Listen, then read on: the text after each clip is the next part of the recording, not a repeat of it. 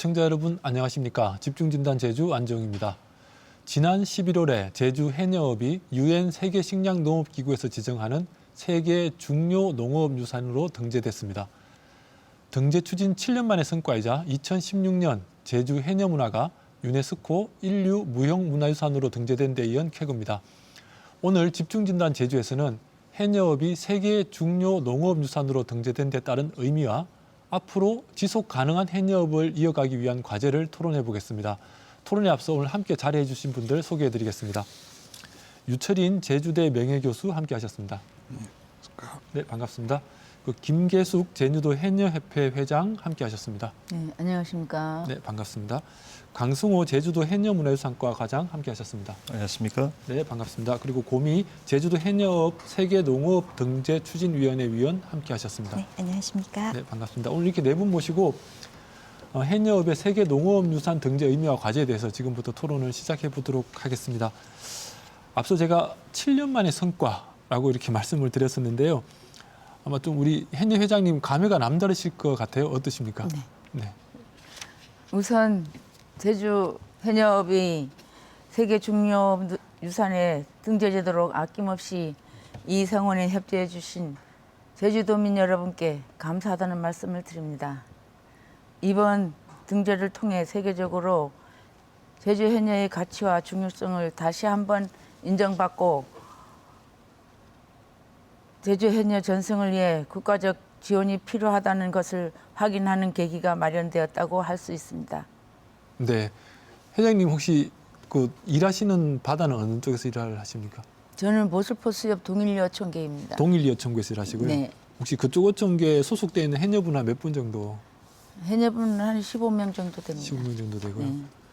알겠습니다. 그럼 지금 제주도 해녀협회 회장님이신데 제주도 전체 해녀들은 한 몇 분 정도 됩니까? 등록되어 있는 분은? 3,225명 정도라고 알고 있습니다. 3,000여 분 정도 되시는 분요 네, 현직. 알겠습니다. 그러면 이게 이 등재됐다라고 하면은 이게 이전에도 문화유산으로 등재돼 있었잖아요. 고미 위원님, 이게 등재의 의미 좀 어떻게 봐야 될까요? 지금 저희 해녀들에 대한 관심들이 계속 지속적으로 이어져 왔었는데 네. 그 부분들에 있어서는 그 다른 의견을 갖고 계신 분들은 사실 안 계셨어요. 근데 이제 문화유산으로서 해녀의 가치가 있고 또 어업유산으로서 또 해녀가 지역에서 갖고 있는 의미가 분명히 있었습니다. 그래서 그 부분들을 인정받는 작업들을 사실 진행을 했고요. 이런 작업들이 모여서 어떻게 보면 좀 입체적으로 완성형을 만들 수 있는 그런 과정들이 될 수 있어서 어업유산 등재가 됐다는 거는 뭐 큰 그림으로 보면 제주가 아직 청정하다, 청정제주라는 의미와 더해서 이제 바다 환경도 아직까지는 우리가 잘 가꾸고 보존하고 있다. 해녀라고 하는 그런 존재를 잘 지키고 또 유지하고 있다. 그런 의미들을 다 인정받는 그런 작업이었다고 생각을 합니다. 이게 해녀분들이 인정받은 것은 좀 공감이 가는데 바다가 잘 보존되고 있다. 이것은 지금 굉장히 좀 논란이 되고 있는 것 같습니다. 이 부분은 네. 뒤에 조금 더 얘기를 네네. 해보도록 하죠. 유철인 교수님 어떻습니까? 이게 7년이나 걸린 이유가 있을까요? 뭐 가장 큰 이유는 코로나로 인해 가지고 네. 이제 현지 실사를 하지 못한 거거든요. 코로나 기간 4년 동안 못 움직여서 예, 그렇다. 예, 예. 네네. 그러니까 지난번에 아까 사회자께서 말씀하신 그 유네스코 인류 무형문화유산 제주 해녀문화 같은 경우에는 네. 현장 실사가 없는데요. 이거는 사이트 즉 장소 개념이 있기 때문에 네. 어업이 실제로 행해지고 있는 장소에 대한 현장 실사가 이루어진 후에 이제 등재 여부가 결정되기 때문에 네. 그것이 가장 큰 문제였죠. 예. 그러니까 실제로는 코로나가 아니었으면 더 빨리 되었을 건데 예. 그렇다는 거고. 과장님 어떻습니까? 지금 많은 분들이 세계 중요 농업 유산 약간 생소한 개념일 것 같은데 이게 세계적으로 어업 유산 이게 한 몇 군데 정도 되어 있습니까? 네, 저희가 알기로는 저희 우리나라에는 광양 제철어업과 우리 제주의 해녀 포함해서 전 세계적으로 어업 분야는 4개 분야로 이렇게 지금 등재가 되어 있습니다. 세계 전체에서 지금 4개만 네. 돼 있다. 굉장히 좀 의미가 있는 거네요. 그렇죠. 네. 그럼 이게 도에서 볼 때 이 앞으로 이런 해녀 농업 유산으로 등재됐다 이러면은 이게 이전에 문화유산으로 됐을 때랑 좀 다른 의미 어떤 게 있을까요? 문화라고 유네스코에서 저희가 문화유산으로 이렇게 등재되었고 그 문화유산은 뭐 말 그대로 저희가 문화를 좀 중점적으로 이렇게 네. 이어져온 문화를 중심으로 이렇게 했다면 우리 어업유산은 말 그대로 생계 차원에서 그 가치를 좀 인정받았다 이렇게 좀 평가할 수 있겠습니다. 영역으로 따지면 이게 문화의 영역과 경제의 영역 두 군데 다 인정받은 것이다. 네, 그렇죠. 뭐 고미 위원님 말씀처럼 또 제주의 환경까지도 인정받은 것이다. 이렇게 좀 맞습니다. 폭넓게 보시는 거다, 그죠? 굉장히 긍정적으로 봤는데 이게 어떻게 좀 앞으로 더 많은 것들이 필요할지 좀 논의가 필요할 것 같습니다. 그러면 이게 해녀분들은 지난 23일인가요? 이렇게 뭐 기념식도 하고 축하도 한 걸로 알고 있는데 해녀분들 사이에서 이게 어업유산 등재됐다. 이게 좀 어떤 의미를 가지고 있습니까? 해녀분들 편하게 얘기할 때는. 글쎄요. 네. 그게 아직은요 그 해녀들을 많이 접하지 못해가지고 네.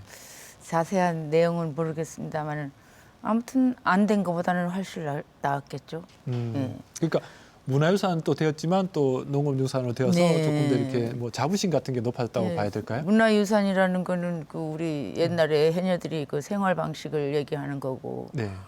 지금은 이제 우리를 완전 우상을 높여주는 그런 계기가 되지 않았을까요? 조금 더 이제 문화에서 우리의 이 경제 활동까지 인정받은 것이다. 네. 이런 말씀이시고요. 고미 의원님 어떻습니까? 이게 방금 문화적으로도 인정받았지만 우리의 이런 경제 활동으로도 인정받은 것이다 이렇게 말씀하셨는데 문화유산과 이 어업유산의 이 뭐 차이라고 할까요? 어떻게 좀 구분되는지 한번 구체적으로 설명 부탁드릴까요? 사실 문화유산 같은 경우는 저희 해녀 공동체 그리고 이제 무속 신앙과 연결되어 있는 무속 문화라던가 네. 아니면 이제 연대해서 잠수의 조직이 만들어져 있다거나 그 안에서 이제 민속 기술이 이제 전승되고 하는 그런 모든 내용들을 아우르고 있어요. 네. 그 안에 사실 해녀 어업의 부분도 사실 있거든요.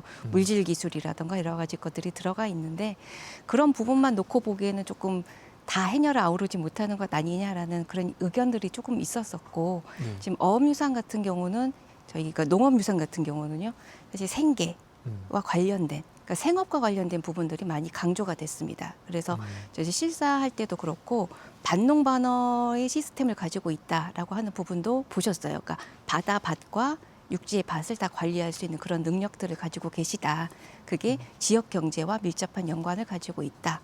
라고 하는 부분까지도 연결이 됐습니다. 그래서 농업유산 부분은 사실 그런 부분들 그리고 그것만이 아니라 그것 때문에 만들어진 제주의 식문화 네. 라든가 그런 부분도 다 연계가 되어져 있는 그러니까 그 부분 강조하는 부분이 조금 더 달라졌고 네. 좀 더 다양하게 보게 되는 그런 의미를 가지게 됩니다.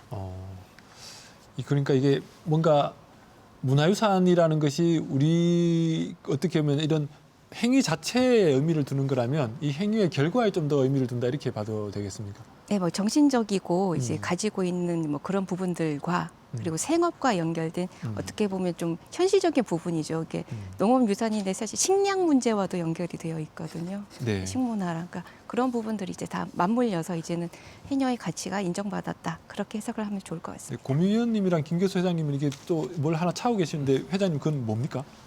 이것이 바로 해녀의 목숨줄인 태왁입니다. 태화. 네. 그럼 약간 해녀분들이 그걸 약간 상징처럼 따고 다니는 해녀의 뭐 상징 같은 상징 같은. 겁니까? 네. 네. 일단은 이 태왁이 있어야 해녀가 목숨을 유지할 수 있고요. 네. 태왁 없으면 어디 기댈 데가 없으니까 안 되죠. 해녀에게 가장 중요한 건 태학이다 네. 말씀이시고. 알겠습니다. 제가 계속 보니까 좀 궁금해서 한번 물어봤습니다. 네. 교수님 이게 인류 문화 무형 문화유산 그리고 농업유산 이 차이점 한 번 더 이렇게 부탁드릴까요? 예, 그 유네스코 인류 무형문화유산은 2016년에 이제 등재가 됐지만 그거를 이제 2006년도 해녀박물관이 생길 때 국제학술회에서 제가 처음으로 네. 유네스코에 등재하자고 이야기를 한 사람입니다. 그래서 유네스코 등재를 최초 제기하신 예, 분이죠. 그리고 네. 실제로 제가 이제 신청서도 쓰고요. 음. 근데 이제 그때 제 생각은 해녀의 숫자가 계속 줄어드니까 이 해녀를 어떻게든지 보존을 해야 되겠다 해서 사실 문화라는 개념을 해녀업에 처음 이제 도입을 해서 이제 해녀 문화를 등재를 했는데 결국 현재 그 유네스코에서 여성의 일이 그러니까 일하는 것이 무형문화유산으로 된 것은 해녀가 전 세계적으로 유일합니다. 네. 그러니까 이제 단순하게 우리가 생계라고 생각했던 또는 일이라고 생각했던 것들이 하나의 문화유산이 될 수 있다고 하는 그런 이제 좋은 계기가 됐는데 아까 고미기 의장님도 말씀하셨다시피 이 너무 문화를 강조하다 보니까 이제는 해녀 문화에 대해서는 다들 아시는데 해녀 문화의 가장 기본은 해녀 어업에서 출발하거든요. 네. 그러니까 어업이 안 되면은 문화는 사라지는 거죠. 근데 이제 제가 이제 유네스코 등재할 때는 해녀가 사라지면 해녀 문화가 없어진다라는 그런 이제 생각을 했는데 사실 해녀는 더 들여다보면 사람의 문제가 아니라 어업이거든요. 근데 이 FAO 세계 식량농업기구의 세계 중요 농업 유산은 네. 우리 말에서는 지금 번역이 안 돼 있지만 원어로 보면 제일 뒤에 시스템으로 돼 있습니다. 그러니까 세계 중요 농업유산 시스템 이게 이제 정확한 이제 번역이 네. 되는데 우리가 이제 총상 그냥 농업유산 세계 농업유산 이렇게 하는데 그러니까 시스템이라고 하는 말은 뭐냐면 단지 문화 또는 뭐 정신, 물질 따로따로 노는 것이 아니라 서로 연관이 되어 있다 그런 것이거든요. 그래서 이 세계 중요 농업유산 시스템의 등재 기준을 보면 5가지인데요. 네. 그중에 첫째가 이제 식량 및 생계 확보, 그다음에 두 번째가 생물 다양성, 그다음에 세 번째가 전통적 지식 체계, 네. 네 번째가 문화 가치 체계 사회 조직, 네. 그다음에 5번째가 경관인데요. 이 5가지를 보면 유네스코에 있는 유산들의 좋은 점은 다 가지고 오고 네. FAO 그 세계 식량 농업기구 때문에 식량 및 생계 확보는 이제 독자적인데 이 생물 다양성을 강조한 거는 유네스코의 생물권 보전 지역의 네네. 등재 기준이고요. 그다음에 세 번째, 네 번째 이 전통적 지식하고 문화 이거는 지금 문화유산. 유네스코 네. 무형문화유산의 그 등재 기준이고 마지막에 경과는 이제 유네스코 세계유산 네. 이런 경과이기 때문에 굉장히 여러 요소들이 잘 갖춰져 있는 시스템이다, 체계이다라고 하는 점에서 이제 인류 무형문화유산하고 차이를 나타낼 수 있습니다. 말씀 들어보니까 중요 농업유산 등재라는 것은 이전에 문화유산이나 세계유산에 가져야 되는 조건들이 다 충족돼야지만 또 가능한 것이다. 이렇게 그래서 읽히네요. 마지막에 이제 식량 및 생계 확보에 도움이 된다. 네, 그까지 돼야지 이제 가능한 거다라는 말씀이신데요. 이 제주도에서도 좀 이렇게 각별한 의미를 두고 계실 것 같아요. 과장님 어떻습니까? 예, 앞서 우리 유철인 교수님께서 이렇게 말씀이 있었습니다만은 이번 그 과학자문단 평가에서 이번에 지정된 중국과 이란 그 한국의 농업 시스템들이 그 아시아의 전통적인 농업 간행이 식량 왕보와 그 기후 변화 및 생물 다양성 손실을 방지하는데 중요한 역할을 하고 있다고 이렇게 강조를 했거든요. 네. 그리고 특히 이번 평가에서 제주 해녀업은 세계적으로 유일하게 여성이 단독으로 행해지는 전통적인 생계업이다. 그래서 가계의 주된 생계 수단이었으며 특히 그 FAO에서 지향하는 식량 안보에도 크게 역할을 해왔다는데 큰 의미를 부여할 수가 있겠습니다. 이게 여성 단독으로 하는 농업유산으로는 유일하다라는 네. 말씀이신 거죠. 굉장히 의미가 있네요.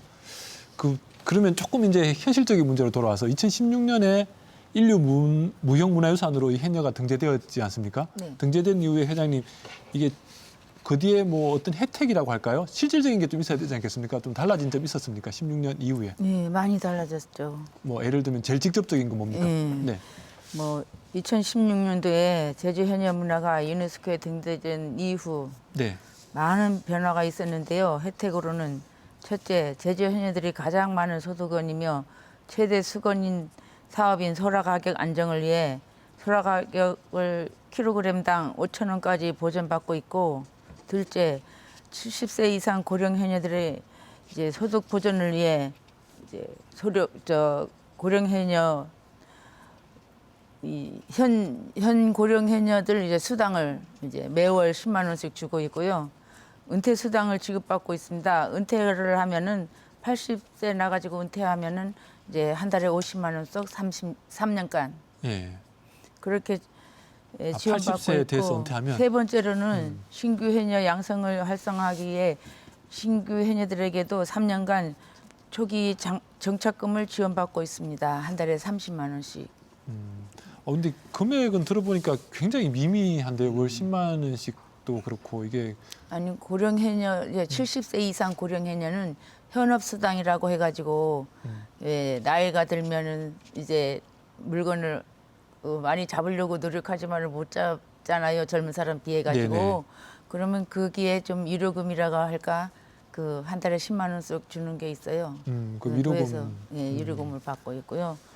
그럼 아까 킬로그램당 5,000원을 보장해 준다는 건 소라 가격은 그러면 만약에 시세가 4,000원이면 1,000원은 더해서 더 보장해 준다 이렇게 네, 보는 거죠. 지금은 이제 그 입찰 가격이 3,500원입니다. 아 그럼 1,500원을 아니요. 그래서 이제 1,000원은 더해서 해주고 네. 우리 같은 경우에는 이제 혹은 저지원 수협이다 보니까 500원이고 제주시하고 서귀포 같은 경우에는 1,000원씩 해주고 있어요. 아 그럼 거기는 5,500원으로 되는 예, 거예요. 근데 우리는 5,000원. 그건 수협 상황에 따라 조금씩 다른 거죠. 네, 수협 그렇죠? 상황에 따라 가지고 네. 지원받는 게 달라집니다. 그래도 이전에 비해서 시세가 좀 차이 나더라도 안정감은 있다 이런 말씀이신 네. 거죠. 이게 제일 그래도 큰 도움이 되시겠네요. 네, 그리고요 음. 이제 매해마다 고모옷 한 벌씩 지원받고 고모옷이 좀 남아도는 해녀들은 뭐 태화기나 망사리, 오리발, 수경 등 그런 걸 지원받을 수 있어요. 네, 자기가 원하면은 네, 나는 고모옷이 있다. 네. 그러면은 이제 이번에는 이제 오리발로고 수경, 망사 같은 거 지원받겠다 하면은 이제 그런 걸로 대체해서 주고 있습니다. 네. 이제 유네스코에 등재 안 될 때는 외집분들 만나도 내가 해녀라는 사실을 좀 숨기고 살았는데 이제는 떳떳하게 내가 제주 해녀다. 그 전에는 네. 해녀라는 거 왜 숨기셨습니까? 좀 부끄럽잖아요. 옛날 어른들이 그렇게 얘기했어요. 해녀 선생은 앞에 앉히지 않는다. 왜냐하면 해녀들은 이제 먹을 것도 없고 배운 것도 없어가지고 공부를 못하니까 머리에 아는 것이 없다. 그래가지고 이제 해녀 선생은 앞에 안 앉힌다는 거예요. 아 그런 말 예전에 네, 예전 나이 든 어른들이 그렇게 얘기를 많이 합니다. 약간 이렇게 좀 그랬었는데 이게 무형문화유산으로 등재가 되면서 좀 자부심이 생겼다라는 게 제일 네, 큰 것 중에 우리는 이렇게 유네스코에도 등재되고 이렇게 어업인도 되고 하니까 완전 이제 활개를 펴고 다녀야죠. 그러네요. 네. 지금 이런 지원 예산들은 다 지방비로 하는 겁니까? 아니면 나라에서도 좀 지원해 주는 겁니까? 예, 아쉽게도 다 대부분이 지방비로 하고 있습니다. 다 도비로 다 하고 네, 있어요. 원래 네. 보게 되면 우리 해녀업인들에게 이렇게 지원되는 게 해녀 복지 증진과 소득 향상 그리고 네. 작업 환경 개선 분야 또 문화장품 분야에서 총 한 300억 원 정도로 이렇게 지원을 하고 있습니다. 매년? 그중에 예, 매년요. 네. 그중에서 저희가 그 해녀 진료비하고 고령해녀 수당에 한 100억 원이 이렇게 지원이 되고 있는데 이 부분만 제가 복권기금으로 해서 이렇게 지원이 되고 나머지 한 200억 원 정도는 저희가 지방비로 확보해서 저희가 지원을 하고 있습니다. 기금과 지방비로 이렇게 예. 지금 300억 정도면 아까 3,000여 분이라고 했으니까 1인당 뭐 그냥 평균 나누면 1,000만 원 정도. 뭐 산술적으로는 그렇게 되겠지만 저희가 또 그 해녀 진료비 지원 같은 경우에는 전직 해녀분 한 5천여 명에 대해서도 같이 지원이 되고 있고요. 그럼 좀 더 낮아지겠네요. 네네. 알겠습니다.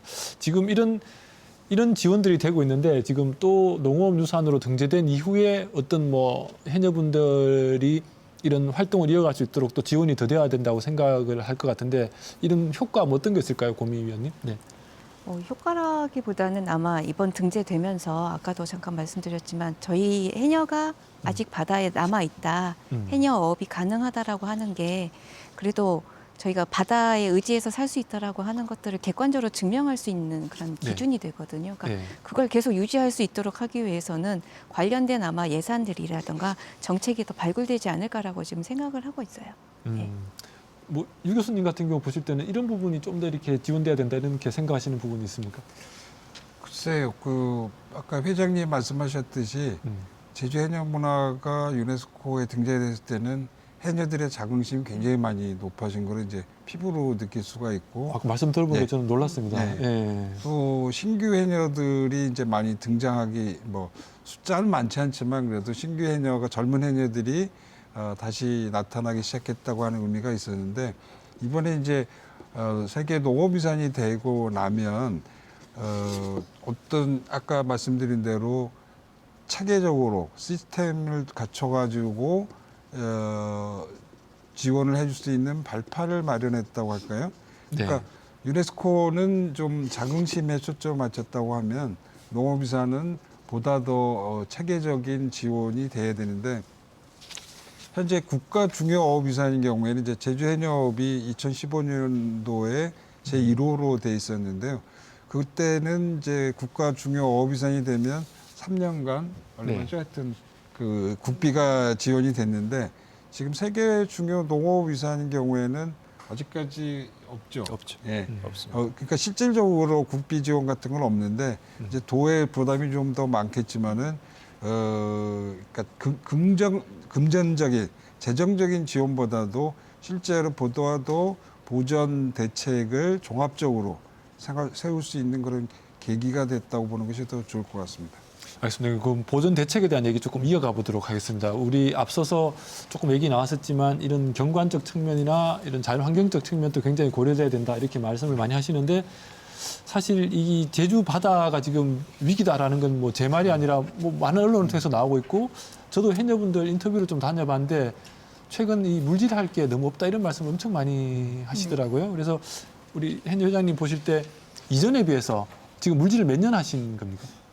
저 물질은 53년째입니다. 53년이면 53년 동안 이렇게 물질한 걸 비교해 보면 한 최근 한 10년 사이에 바다 환경이 좀 어떻게 바뀌었다고 보시는지요? 그 확실히 달라진 게 느끼고 있습니다. 네. 왜냐하면 지금 바다에 풀이 이제 들에 풀 나듯이 바다에도 이제 모자반하고 감태가 많이 나는데 그런 게 하나도 없고요. 근데 톱 풀이 같은- 없으면은 다른 톱 것도 같은 자랄 수가 것도 없는 다 거니까. 없어졌습니다. 톳도 없고. 예. 어쩌다가 재수 좋아야 미역 조금 나고. 근데 뭐 육지부도 그렇지만 바다에도 똑같이 이런 기본적인 이 해양 생태계가 되려면 이런 소위 말하는 육지의 풀 같은 것들이 있어야지 다른 것들이 살 수 있는 것 아닙니까? 네네. 왜냐하면 요즘 또 가을 들어서 워낙에 또 가물고 네. 예, 그냥 바다가 더 먼저 이제 가뭄 탑니다. 네. 예, 비가 안 와가면은 막 느신 갈색 느시 많이 생겨가지고 소라도 네. 활동하게 움직이지를 못해요. 음. 그럼 바다가 좀 깨끗해야. 네. 소라는 깨끗한 데 살고 해삼은 좀 더러운 바다에 살고. 아, 그렇습니까? 네. 그럼 지금은 이제 소라 양이 많이 줄었겠네요. 네. 그 잔소라가 없어요. 잔소라가. 지금 이제 물질하러 들어가면은 잔소라가 막 들틈에 막 있어야 되는데 네. 그 잔소라가 없어요. 그러면 이게 예를 들면 적당히 잡아주면 또 적당히 자라고 해서 해양 생태계도 보존되면서 생업도 되고 해서 네. 계속 지속 가능해야 된다는 것이 지금의 의미인데 지금은 더 이상 지속 가능한 바다가 아니다 이렇게 좀 보여지시는 거죠. 네, 그렇게 되죠. 그럼 이게 지금 우리가 아무리 노력해도 그게 마음대로 안 됩니다. 예, 수온 상승이다. 요즘은 또 뭐 양어장 폐수로 옛날에는 양어장 폐수로 막 그냥 양어 막 신경을 써가지고 모든 회의에 참석하면은 과장님들한테 양어장 폐수 그대로 놔둘 거냐 좀 잘 정리해 달라고 얘기를 막 많이 부탁했는데 지금은요 그보다도 더 힘들어요. 왜냐 이 하수 처리장 우수가 더 이제 모든 이제 바다를 오염시키는 것 같습니다. 아, 이게 말씀하신 것처럼 기후 위기로 인한 기온 상승 그리고 오폐물이 더 많이 유입되는 부분들 네. 뭐 이런 다양한 요인들로 인해서 지금 바다가 굉장히 힘들어진다 네, 더 이런 힘들어지고 말씀이신데 이 과장님 어떻습니까? 양어장 관리해달라고 했는데 계속 안 해줬다부터 해서 지금 실제로 이게 뭐 경제하는 것보다 더 중요한 것이 바다를 관리하는 것 아니겠습니까? 맞습니다. 앞으로 뭐 어떻게 좀 준비하고 계시는지. 제가 그 마을회장의 그 해녀분들의 주 소득 품목을 보면요, 저희가 소라와 성게 그리고 우뭇가사리와 토 중심으로 이렇게 조업이 이루어지고 있습니다. 네. 어떻게 보면 그 주 소득원인 성게가 어떻게 보면 또 마을 어장의 해적 생물이기도 한데 제가 이걸 꼭 그 해적 생물로 해서 이렇게 취급할 게 아니고 이를 좀 적절하게 이렇게 좀 활용한다면 네. 어업인 소득과 함께 이 좀 이렇게 소득으로 이렇게 높여갈 수 있지 않을까 이렇게 좀 생각을 하고 있습니다.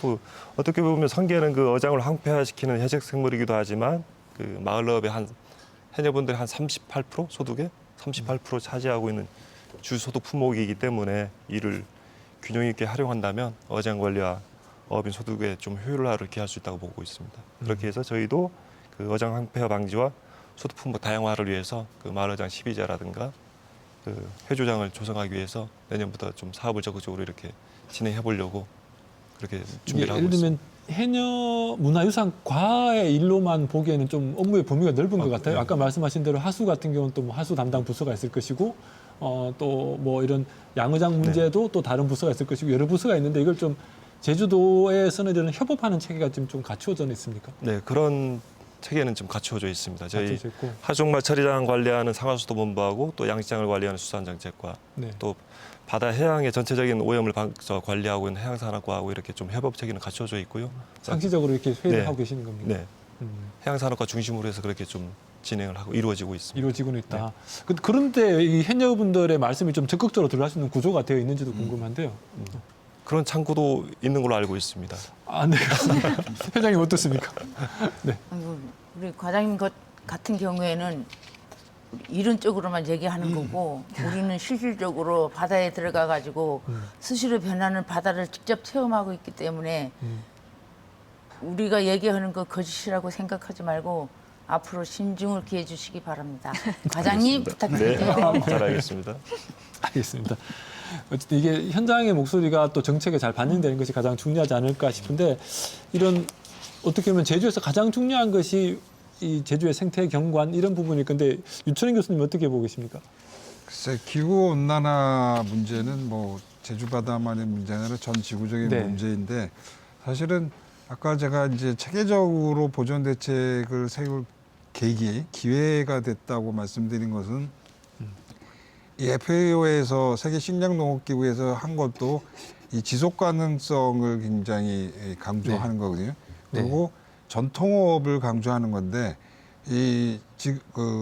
예를 들면 모든 농업이나 어업이 이 기계화되고 좀 더 이 자본주의에서 이제 확대되는 상태에서 조그맣게라도 계속 생계 유지를 위해서 하고 있는 것들이 지속되는 것이 전 지구적으로 볼 때 훨씬 더 건강한 것이다라는 이야기거든요. 그래서 제 생각에는 큰 정책도 필요하지만 우리가 오름 같은 경우나 또는 한라산 같은 경우에도 안식년제를 하잖아요. 네. 그래서 바다의 경우도 마을을 돌아가면서 지금 103개 어촌계인가요? 예. 그 어촌계별로 1년씩은 좀 육아휴직이 아니라 이 생태계를 위해서 보존을 위해서 휴직하는 걸로 해서 이렇게 좀 안식년 제도를 도입하는 게 어떨까는 저는 생각해 봅니다. 만약에 뭐 1년 동안 동일 여촌계를 안식년을 한다. 그러면은 1년 동안에 그 수입은 해녀들이 보장을 뭐 해주고. 해먹고 살아요? 그러니까 그 수입은 또 그게 행정에서 돈을 제가 지원해주고. 넘겨야지. 후에서는 어디 돈이 남아 돕니까? 그 부분에 있어서는 저희도 검토는 하고 있거든요. 마을회장 휴식연제에서 휴식연 직불제를 이렇게 또 지원하는 방안도 저희가 장기적으로 중장기적으로 검토를 해나가고 있습니다. 네, 이게 103개 마을을 뭐 2개 마을씩 해도 50년 동안 이렇게 돌아가면서 그렇지 않으면은 그 마을회장이 있으면 일부분씩 50%씩 나눠서 이렇게 한다든가 그런 방안들은 여러 가지 방안이 있기 때문에 아까 유철인 교수님 이렇게 제안해 주신 부분에 있어서는 저희도 긍정적으로 현재 검토를 검토 하고 있습니다. 중이고 이런 뭐 휴식연제나 안식연제 같은 부분들. 네. 뭐 고미위원님 어떻게 보십니까? 네. 저도 다른 생각을 가지고 있지는 않고 사실은 농업유산 등재가 됐을 때 아까도 이게 아직까지는 바다를 의지해서 먹고 살 수 있는 환경을 가지고 있다. 근데 사실 바다 상황은 그렇지가 않으니까요. 그게 네. 단순히 제주만의 문제인가에 대한 것들을 한 번 더 고민해 볼 필요가 있을 것 같아요. 전 지구적인 뭐 바다 산성화라든가 지금 뭐 오염수 문제도 사실 있고 그래서 이슈가 굉장히 많은 상황들이어서 뭐 어떻게 가깝게는 좀 저희가 직접적으로 느끼기에는 뭐 어장 휴식연제나 뭐 이런 걸 활용할 수도 있겠지만 저는 조금 더 크게 아마 바다 환경을 지키기 위한 모든 그 국민이라든가 전 세계인들이 이제 공감할 수 있는 그런 캠페인성의 사업들이 좀 진행이 된다면 왜냐하면 지금 어업유산 등재된 항목 중에 바다만을 의지하고 있는 어업유산은 해녀밖에 없거든요. 네. 아마 이번이 가장 큰 그런 저희가 이슈를 던질 수 있는 중요한 포인트가 아닐까라고 생각을 하거든요.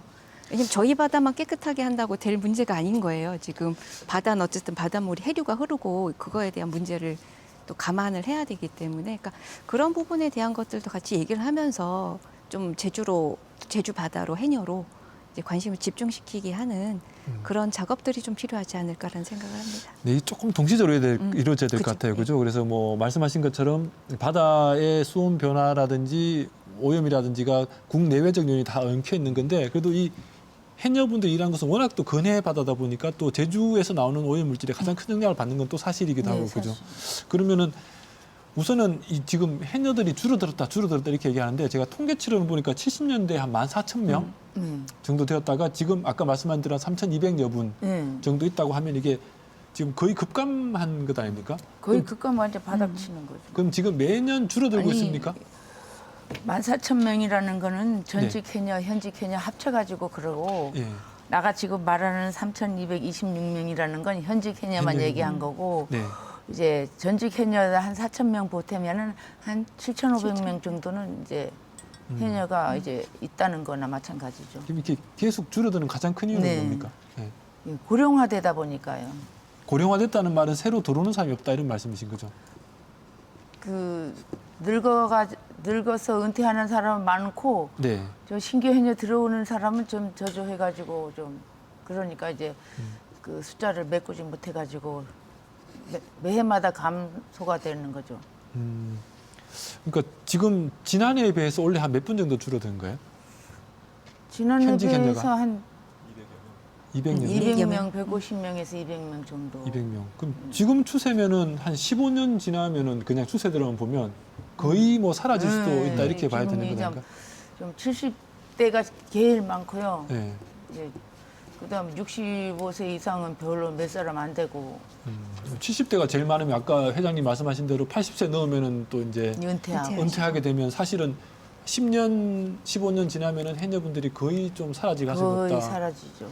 이거 해녀 문화유산 과장님 이 직업이 날아갈 수도 있는 일인데 과장님 지금 해녀 감소 문제는 뭐 어제 오늘의 문제는 아니더라고요 보니까 네. 제가 자료를 찾아보니까 네. 아까 우리 사회자님께도 말씀이 있었습니다만은 제가 실제로 통계를 한 이후에 1970년대 보게 되면 한 14,000명에 이렇게 해녀가 달했는데 그 해녀 숫자가 이후 계속 감소를 합니다. 네. 보게 되면 이때가 제주도 감귤 산업이 이렇게 도입이 될 때고 또 관광이 이렇게 활성화되다 보니까 그쪽으로 직업 선택의 폭이 좀 넓어졌거든요. 그렇게 네. 해서 해녀를 택하던 분들이 직업을 이렇게 다양화되다 보니까 그쪽으로 많이 좀 이직을 했고 또한 또 가장 큰 문제는 아까 해녀 회장님도 이렇게 말씀이 있었는데 자원이 고갈되다 보니까 소득이 많이 줄어들지 않습니까? 그렇게 네. 해서 그 낮은 소득으로 인해서 해녀를 직업으로 선택하는 분들이 많이 줄어들었다.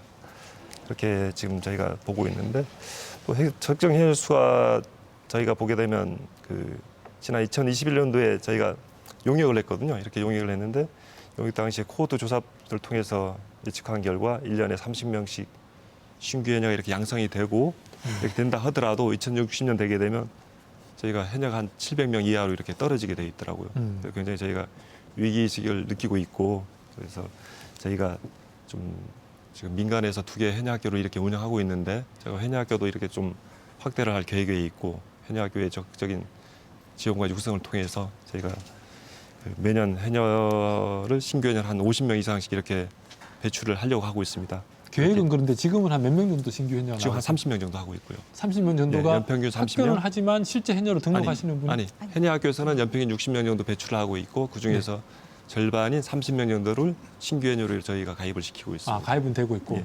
그렇게 해서 저희 중단기 목표로 2030년에 제가 2,500명의 해녀를 유지하는 것을 목표로 해서 저희가 추진하고 지금은 있습니다. 그럼 뭐 해녀 학교는 누구나 가서 할 수 있는 겁니까? 그렇죠. 누구나 가서는 할 수 있는데 나이가 많으면 안 돼요. 예, 무엇보다도 의지가 중요하죠. 의지가. 예. 정말 나이가 많으면 안 되고. 정말 저희가 투자를 해서 네. 투자를 해서 해녀로 이렇게 키워갈 수 있는 분인지 아닌지 이거는 그 사람의 뭐 생활 환경도 있겠지만 의지가 가장 중요하기 때문에 제가 해녀학교에서 면접을 할 때 그 부분을 많이 보는 것 같더라고요. 해남은 안 됩니까? 해남도 되기는 합니다. 되긴 하고 예. 해녀 학교에 남성 여성 구분 없다 이런 말씀. 네. 해녀학교에 남자는 못 들어간다고 얘기 들었는데 법화는 그렇고요. 법화는 그렇고 한수풀은 또 한수풀은 다르고. 한수풀은 그렇게 아, 열려 있는 것 같고요. 약간씩 다르다 그죠? 이게 아무래도 지금 해녀 숫자가 너무 줄어드니까 어쨌든 좀 확보해 보려고 다양한 지금 방법들을 강구하고 네. 있다 이렇게 보여지는데 혹시 뭐 고민위원님도 고민을 많이 하셨을 것 같은데 어떤 고민들 좀 있습니까? 일단은 뭐 해녀 학교를 통해서 양성되는 경우도 있고 네. 그냥 잠수의 차원에서도 해녀분들이 이제 하시겠다는 동네에 같이 살고 있는 뭐 이제 이주해 오신 분들이라던가 여러분들한테 기회를 주고 있는 케이스들도 확인이 되고 있거든요. 그리고 가장 최근에 제주도 신규 해녀가 22살, 20대 초반 해녀가 하나 또 저희가 생겨서 막내 해녀 나이가 갑자기 올라갔다고, 그러니까 어려졌다고 하는 그런 얘기도 했었는데, 그러니까 그런 분위기들이 조금 반영되지 않을까라고 하는 걸 기대를 좀 가지고 있고요. 또 하나는 아까 해녀 소득에 대한 문제를 얘기를 하셨는데, 젊은 해녀들이 얘기하는 부분 중에 가장 큰 게 저희들 금체기 동안 그러니까 한 2, 3개월 정도는 일이 없어서 그거에 따른 어떤 대체할 수 있는 방법들이 혹시 있을까에 대한 얘기들이 지금 나오고 있어서 해녀협회도 그렇고 도도 그렇고 그런 부분에 대해서 지금 연구를 좀 하고 계시거든요. 그러니까 그런 문제가 좀 해결된다면 또 지금 이게 저희들은 안 그렇지만 저희들이 9시 출근하고 6시 퇴근하고 일정의 월급을 받는 것들에 좀 익숙한 기성세대들이지만 그러지 않은 세대들한테는 또 그런 기회가 열리면 하고 싶은 일이 될 수도 있겠다라는 생각을 좀 하고 있어요. 그래서 그런 부분에 대한 보완이 조금 이루어지면 그래야 그러니까 해녀가 1년 365일 물질을 하는 걸로 사람들이 생각하고 있어서에서 오는 조금 함정이 있어서 그런 부분이 보완되는 것도 그 해녀 숫자를 조금 더 유지하는 그런 방법이 되지 않을까 그렇게 생각을 합니다. 그렇죠. 네. 그와 관련돼 가지고 일본 해녀의 예를 들지 않을 수가 없어요. 네. 그러니까 지금 고미 의원이 말씀하신 것처럼 우리는 해녀 그러면 1년 내내 그러니까 소득이 있어야 된다고 생각하지만 일본의 경우에는 여름 2달만 하는 동네도 있고 또 하루에도 작업 시간이 하루 종일이 아니라 2시간이라든지 네. 그렇게 굉장히 물질 작업을 하는 기간이나 하루에 하는 시간이 굉장히 제주 해녀에 비해서 적어요. 그런데도 젊은 해녀들이 등장을 하는 이유가 해녀를 그러니까 전업이 아니라 부업의 개념으로 접근을 하기 때문에 그렇거든요. 그러니까 물건이 많이 나올 때 또는 시세가 좋을 때 잠깐 일해가지고 목돈을 버는. 그러니까 예를 들면 제주 해녀들이 그동안에 육지로 바깥물질 또는 그전에 이제 출가물질이라고 그랬는데 그렇게 가는 이유는 목돈을 벌기 위해서 그러냐 한꺼번에 이제 몇 달 가서 일을 하고 이런 것처럼 제주 해녀를 바라보는 것도 그러니까 해녀 스스로도 이것이 이제 전업이다 또는 1년 내내 한 것이 아니다. 어느 특정 시기에서만 할 수 있도록 제도적으로도 보완이 되고 또 양성을 할 때도 신규 해녀를 양성할 때도 이게 이제 소득이 좋은 직업이다라고 해가지고는 믿을 사람이 아무도 없죠. 그러니까 예를 들면 조선시대에는 잡녀라고 그랬죠. 네. 조선시대 잡녀는 이제 관아에다 바쳐야 될 물건, 소라나 전복을 이제 해야 되는 거고, 그다음에 일제 식민자본주의가 들어오면서 해녀라는 말이 들어왔는데 그때는 이제 자본주의 직업으로서의 해녀란 말이죠. 근데 현재 숫자는 아까 과장님 말씀하신 것처럼 2060년도 되면 이제 사라진다는 연구 결과도 보면 이제는 해녀 양성의 철학도 직업인 양성이 아니라 어떻게 보면 이건 제가 처음 이제 방송에서 하는 말인데 유산으로서의 해녀라는 개념으로 바꿔야 되지 않을까. 그러니까 유네스코 무형문화유산 그다음에 세계식량농업기구의 세계 농업유산으로서 이것이 가지고 있는 가치를 느껴서 이 일이 계속 계승돼야 된다, 보존돼야 된다고 하는 사람들이 사명감을 가지고 해야 되지 않을까라는 생각이 듭니다. 약간 해녀장님 들었을 때 좀 답답한 얘기일 수도 있을 것 같은데 회장님 어떻습니까? 이 또 현장 의견 또 다르실 것 같아요. 네. 네, 저도 일본에도 간 물질 해봤고요. 그 원정 물질이라고 해서 육지도 그 처녀 때 젊었을 때 한 3년 다녔는데 그때는 제주 출신 해녀들이 물질을 많이 출항 물질을 다녔습니다. 그래서 이제 나중에 그 지역 해녀들도 생기고 네. 제주 해녀들이 이제 정착하고 왜냐하면 거기 가서 아가씨 때 물질 하다 보면 좋은 남자도 있으면 만나서 거기 정착해버리기도 하고. 네. 그 거제도 쪽에 가니까 그런 사람들도 많고 통영도 가니까 많이 있습니다. 그래서 이제 지금은 전국 해녀가 많이 이제 분포가 되죠. 이제 한 어촌계 한두 사람 있는 데도 있고 5사람 있는 데도 있고 그런 이제 우리 전국 해녀협회 창립을 위해 지금까지 부산, 충남, 전남, 강원도를 방문해서 해녀들을 만나봤고요. 지난 9월에는 제주 해녀 축제 때 부산, 울산, 강원, 경남, 경북 이제 해녀들을 모시고 토론회를 개최하였습니다. 아, 이 해녀 전국 해녀협회를 창립할 거다 이런 말씀이신데 언제 정도 이제 하시려고? 한반도 해녀 이제 어. 해녀협회를 창립하려 이제 계속 이제 노력 중입니다. 이제 우리 음. 과장님하고 수시로 이제 다 해녀분들 찾아뵙고 이제 동해안 쪽으로는 거의 다녀지는 것 같고 이제 서해안 쪽으로 이제 흑산도 쪽 이제 태안 쪽으로 그쪽으로 이제 또 가야죠. 그러면 고미 위원님 이게 뿌리를 지금 보니까 약간 이런 조사나 연구 작업도 좀 같이 함께 해야 된다 이런 말씀을 드리는데 이 뿌리를 찾아보면 주로 다른 지역의 분들도 이 제주의 해녀분들이 나가서 물질했다가 정착한 그런 분들이 많으신 거 어떻습니까? 사실은 뭐 적극적으로 하시는 분들의 영역에서는 제주 출신들이 많으시고 제주에서 온 해녀한테 배웠다고 하시는 분들도 계시고요.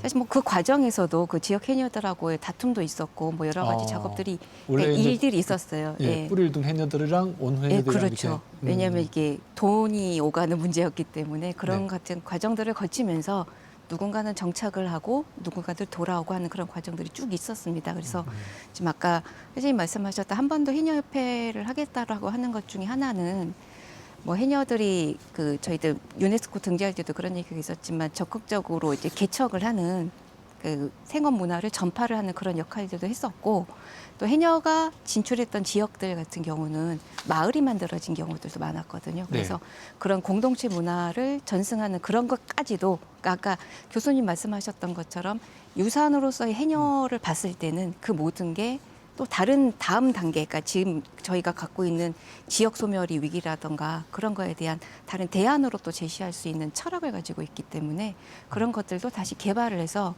그게 다시 또 해녀들을 지원하는 형태로 그런 구조가 갖춰진다면 좋지 않을까. 그래서 지금 한반도 해녀협회 추진을 진행을 하고 있는 걸로 알고 있습니다. 해녀는 그러면 고미 위원님 언제 처음 활동했다고 기록이 되어 있습니까?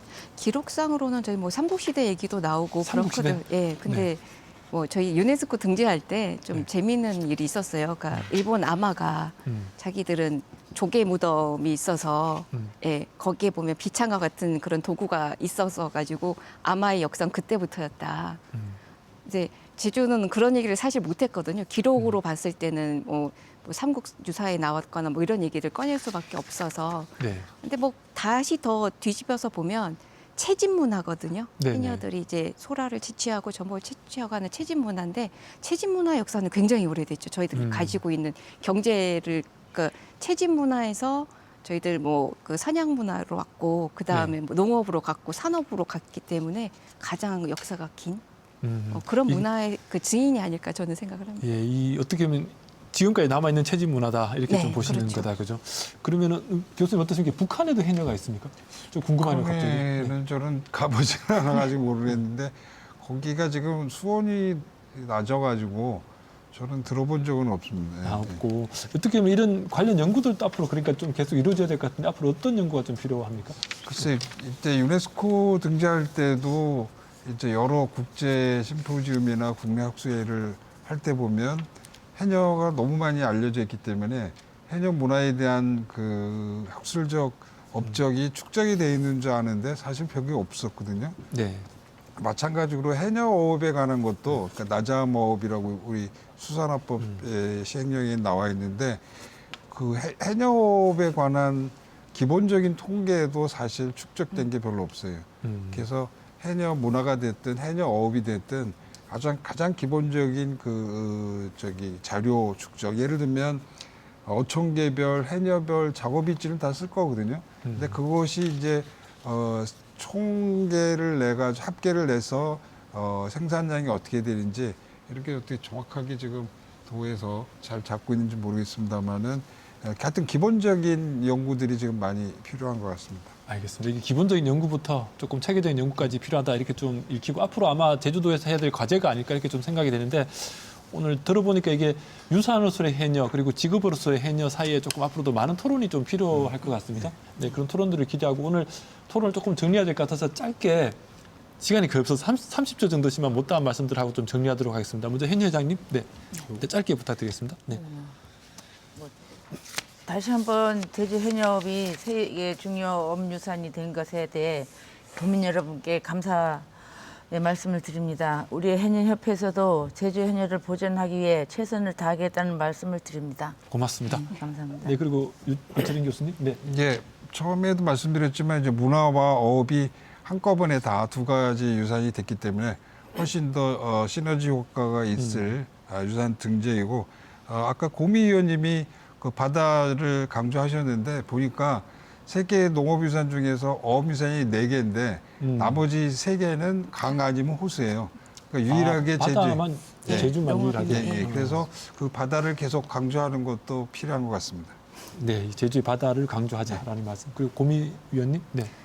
사실 그 해녀 그러니까 유네스코 문화유산 등재됐을 때부터 뭐 자긍심도 올라가고 우리를 대표하는 문화 콘텐츠라는 얘기도 굉장히 많이 했는데 사실 생각보다 많이 모르세요, 해녀에 대해서.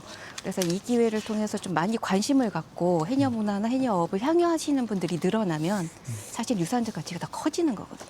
직업으로서의 자긍심도 더 커지기 때문에 조금 더 지역사회도 그렇고 관심을 갖고 좀 지켜봐 주셨으면 하는 향유권에 대한 것들을 조금 강조를 하고 싶습니다. 네. 어떤 고민이 되는 부분입니다. 네. 그리고 과장님 조금 제주도의 정책과 함께 맞물려서 말씀 부탁드리겠습니다. 네. 그 우리 문화재적 청장을 지낸 그 유홍준 교수님께서가 제주 여인은 제주의 표상이면서 가양진한 제주 여인의 상징이라고 이렇게 표현을 했거든요. 이번 세계 중요 농업유산 등재는 제주 여인을 비롯한 제주 도민들의 단합된 힘이 모아져서 이뤄낸 성과라고 보고 있습니다. 저희가 그 유네스코 제주 해녀가 유네스코 등재와 FAO 등재를 계기로 해서 제주 해녀와 제주의 이상이 높아진 만큼 저희가 제주 해녀를 콘텐츠로 활용해서 관광산업과 지역경제를 활성화하는데 모든 정책을 집중해 나가도록 하겠습니다. 네, 알겠습니다. 고맙습니다. 도의 많은 활동 기대해 보겠습니다. 네, 감사합니다. 네, 오늘 토론 함께해 주신 유철인 교수님, 그리고 김계숙 회장님, 그리고 강승호 과장님, 고미 기자님 고맙습니다. 네. 네. 시청자 여러분, 오늘 토론 어떻게 보셨습니까? 제주 마을의 해녀들은 가족보다 서로를 더 잘 안다고 하죠. 친밀한 공동체 문화가 해녀라는 이 어업 행위를 가능하게 만들었지 않았을까 싶은데요. 세계 문화유산으로 그리고 중요 농업유산으로 세계가 인정하는 고유한 어업 전통이 되었습니다만 앞서 우리가 토론한 것처럼 정작 해녀는 점차 줄어들고 있습니다. 물질을 해도 수입이 변변치 않다고 하소연하는 분들도 점점 늘어나고 있는데요. 세계적으로 인정을 받아서 박물관의 어떤 박제물로 만드는 것이 목표가 아니라면 제주의 바다를 살리는 일부터 시작해야 되지 않을까 싶은 생각이 좀 듭니다. 그래야 해녀도 사라지지 않고 이어지지 않을까 싶은데요. 이 부분에 대해서 앞으로 제주도가 적극적인 행정을 펼쳐주시길 기대해 봅니다. 끝까지 시청해주신 시청자 여러분 고맙습니다.